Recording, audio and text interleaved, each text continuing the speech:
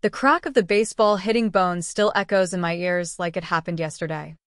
It was one of those perfect late spring Saturdays in suburban Raleigh, North Carolina, where the backyard smelled like charred burgers and sweet tea, and everyone pretended the world was just fine. I was Evelyn Harper, the dependable sister, the one who showed up early to help set up the grill and refill the napkin holders while no one really noticed. My sister Vanessa held court near the grill, laughing loud with our uncle about some old family joke. Our mother Gloria sat under the big oak tree, nursing her third glass of wine, watching everything with that distant smile she wore when she didn't want to get involved. I bent down to pick up a crumpled napkin that had blown onto the grass, smoothing my skirt when crack. The impact slammed into the bridge of my nose like a freight train. I dropped to my knees, blood pouring onto my white blouse instantly. Stars exploded behind my eyes. When I looked up, there stood my 9-year-old nephew Liam, glove in hand, stance too steady, too practiced. No flinch, no apology, just a small, satisfied grin. Before I could say anything, Vanessa burst out laughing. "Oh, come on. It's just harmless boyish fun. He's 9. Evelyn." Her voice carried across the yard. Sweet enough to fool the neighbors, but sharp enough to sting me.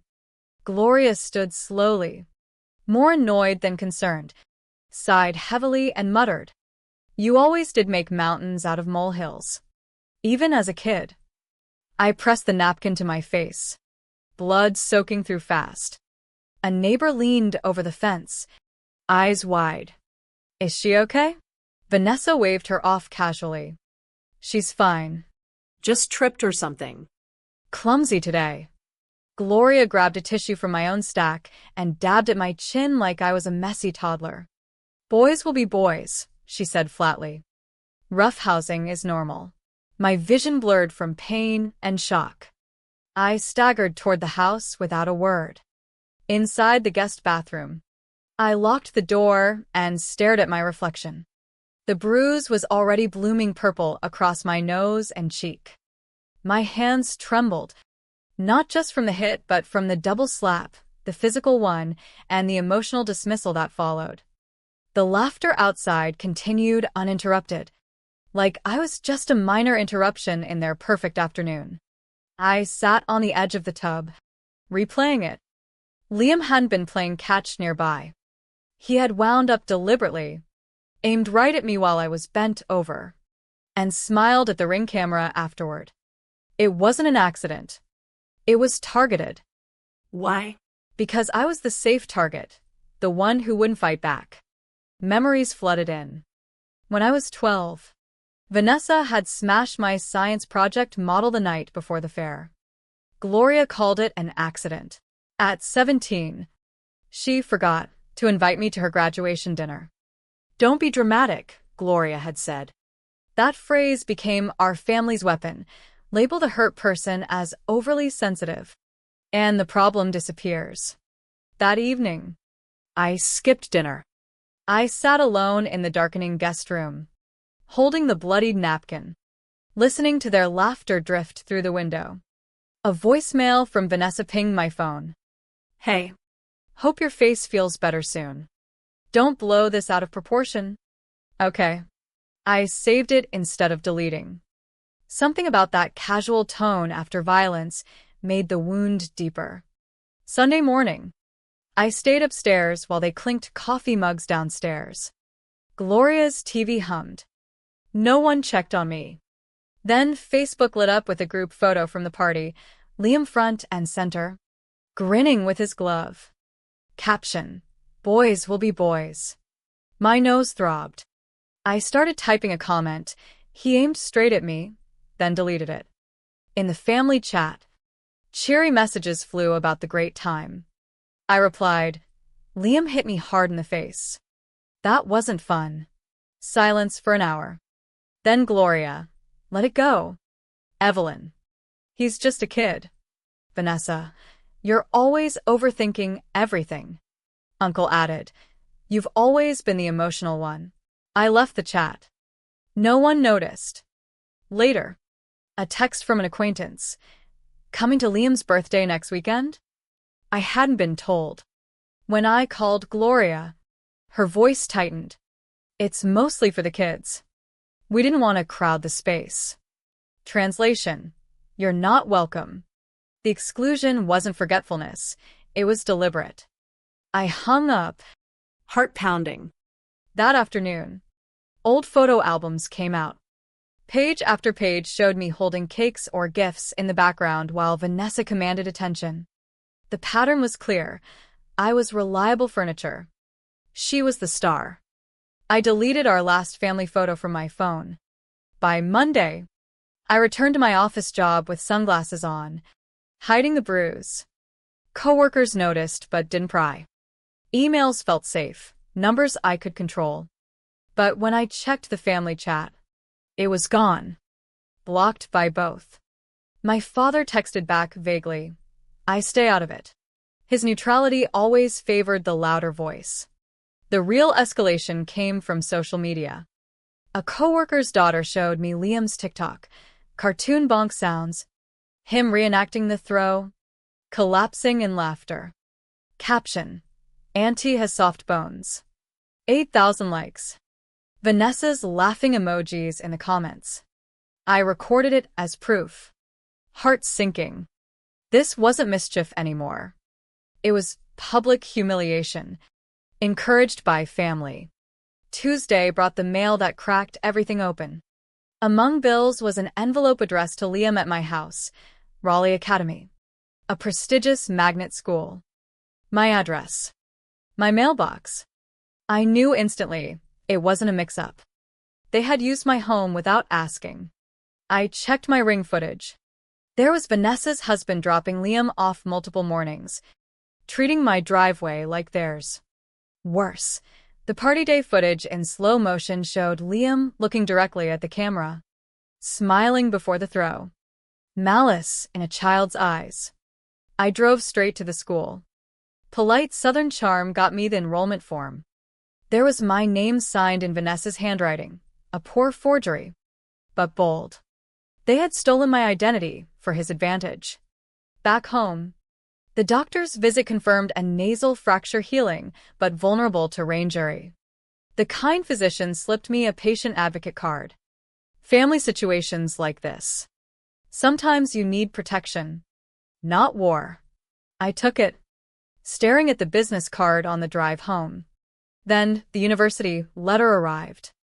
My deferred graduate fund, partially paid, then reallocated by guardian authority to a dependent, Liam. My mother had signed as co-signer years ago and quietly drained it for his tuition and Vanessa's bills. Phone call to financial aid confirmed it. Gloria's response when confronted: You weren't going back anyway. He needs it now. Dismissal again. You're overreacting. That night, I emailed the advocate. Documentation attached. Educational misappropriation. Evidence folder grew. Healed fracture report. Forged form. Fund records. TikTok recording. Ring video. A week later, anonymous letter mailed from another zip code to the school district. Detailed pattern of minimization. Violence excused as mischief. Forgery. Public mockery. Attached screenshots. Medical notes. Timeline. Entitlement excused becomes harm. The school district replied, reviewing new documentation. Small victory. Vanessa texted accusingly, Did you send something to Liam's school? My reply, Maybe next time aim for someone who stays silent. Family pushback intensified. Vanessa posted a black and white video montage implying I had emotional instability and boundary issues. Comments flooded with prayers and subtle jabs. Even old friend Leah liked and commented supportively. When confronted, Leah admitted helping with Vanessa's upcoming family-focused campaign for exposure. You've always had moods. I added it to the timeline. Defamation flags went to my lawyer. Then the doorbell rang late one night, no one there. Just a padded envelope with a childhood photo of us torn in half. Back. Vanessa's handwriting. Stop now or I'll finish what you started. The next afternoon. Home felt wrong. Side table drawer ajar. Filing cabinet in my office disturbed. Ring footage showed Gloria letting herself in with the spare key I forgot she had. She rifled through folders, took one paper, smiled directly at the camera before leaving. I forwarded it immediately. Lawyer called. Ready to file? Trespassing with intent. Fund misappropriation. Civil suit initiated. Locks changed that night. Peace started feeling like something you fight for. Group chat exploded. Accusations of vindictiveness. Father's private text. Why not talk first? My reply. I tried for 38 years. Silence. Summons arrived. Freeze order on the drained education fund. Lawyer's note. This shows the pattern. Court papers detailed years of favoritism. Theft. Endangerment. School called a hearing. Vanessa arrived polished. Calm facade cracking. Principal presented evidence. Ring video of deliberate throw and smile. TikTok reenactment. Medical confirmation. Forged enrollment. Room went silent watching Liam's proud grin at the camera. Vanessa called it a witch hunt. Just playing. I spoke calmly. This is documentation. Handed over full timeline packet. She stormed out. That evening, a letter from my father arrived. Shaky handwriting. I didn't know how to stop her. I watched you disappear and called it normal. You didn't deserve what we called peace. I see you now. Temporary custody oversight granted for Liam. Psychological evaluation scheduled. School investigating behavior. Whispers spread in the community. Parents reaching out quietly. Thank you for standing up. We couldn't. Inbox mixed, support and attacks. One reply I sent. She did this to herself. I just turned on the lights. I unsubscribed from everything family-related. Deleted old contacts. Installed inward-facing cameras. New message from unknown. Saw your name on docket. You inspired me. Article in local newsletter exposed blurred details of influencer ethics and court-documented incidents with minor. Forums lit up comparing her curated posts to legal reality. I drove to our childhood home one last time. Used my kept spare key. Left the lawsuit file on the piano. No note. Just truth in a house of denial. Vanessa's voicemail. Raw. Breaking. You've turned everyone against me. Liam won't talk. What do you want? I listened twice. What I wanted was space. Not revenge. Started painting again in the spare room turned studio. Sold prints titled after their dismissals. Overreacting. Drama queen. Gallery downtown wanted a show. One piece. Woman walking away into woods. Back turned. Space ahead. Titled Freedom Doesn't Scream. Mailed it anonymously to Vanessa's P.O. box. The house felt different now. Quiet that didn't demand silence, but invited presence. Court oversight continued. Liam's evaluation loomed. No celebration. Just steady forward movement. I sat by the window at dusk. Tea in hand. Summer finally settling. Phone buzzed. Another anonymous supporter.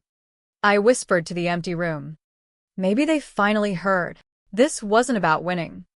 It was about reclaiming voice after years of being told silence was permission. The bruise healed, but clarity remained. What do you do when family treats your pain like a punchline? I chose to stop being quiet. The real question lingers. How many others stay silent because speaking costs everything? In the end, I chose myself.